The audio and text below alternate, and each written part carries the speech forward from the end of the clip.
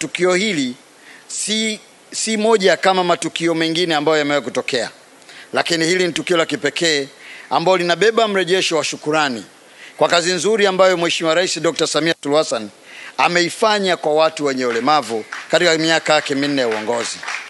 Katika kipindi cha miaka minne ya uongozi wa Dr. Samia Suluhu Hassan, tumefanikiwa kufungua milango ya upatikanaji wa ajira kwa watu wenye ulemavu.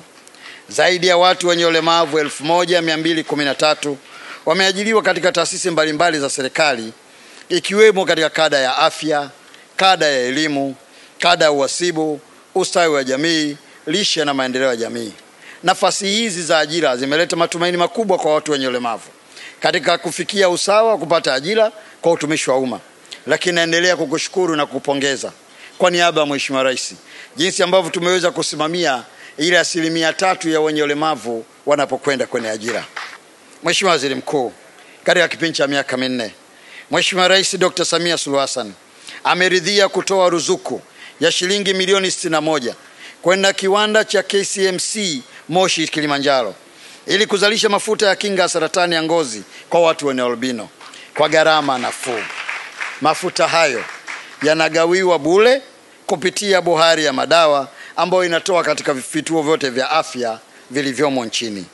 Lakini pamoja na hilo, katika miaka minne ya uongozi wa Mheshimiwa Rais Dr. Samia ameendelea kuwekeza katika 10% na maelekezo yake yametekelezwa, ambapo leo tulipo tunashuhudia bilioni 16.4 zikiwa zimetolewa kwa vikundi mbalimbali na mtu mmoja mmoja watu wenye ulemavu.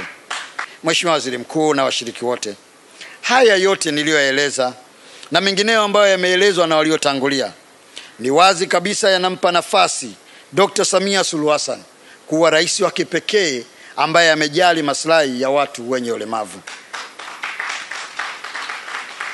Nataka niwahakikishie watu wote wenye ulemavu katika Tanzania kuwa hii ulikuwa ni mwanzo.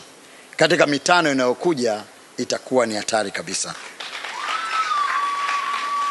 Mheshimiwa Rais ameendelea kuahidi kwa wananchi kuwa yeye ataendelea kuwa mlinzi wa afya na usalama wa watu wenye ulemavu. Lakini pia ameendelea kuahidi na kuendelea kufanya kazi juu ya mahitaji yote ya watu wenye ulemavu. Na kupitia wewe Mheshimiwa Waziri Mkuu, umekuwa unatufikishia salamu na maagizo ya Mheshimiwa Rais, na sisi nataka tuhakikishie hatutokuwa kikwazo cha kukwamisha kuwafikia na kuwatendea haki watu wote wenye ulemavu Tanzania. Mheshimiwa Waziri Mkuu, haya yote niliyoeleza ni kielezo tosha kinachodhihirisha dhamira na nia njema alionayo Mheshimiwa Rais ya kuendeleza ustawi wa watu wenye ulemavu.